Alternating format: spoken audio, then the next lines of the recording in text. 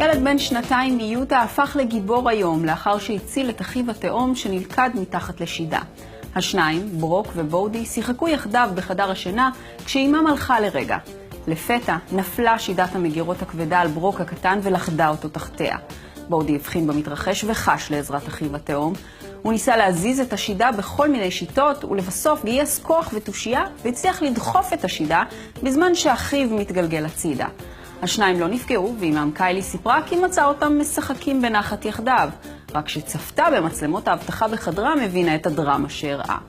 ההורים סיפרו כי התלבטו אם לפרסם את הסרטון ולבסוף החליטו להעלות אותו כדי להזהיר הורים נוספים מסכנה דומה.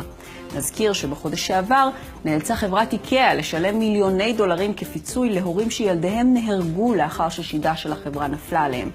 לקח לחיים.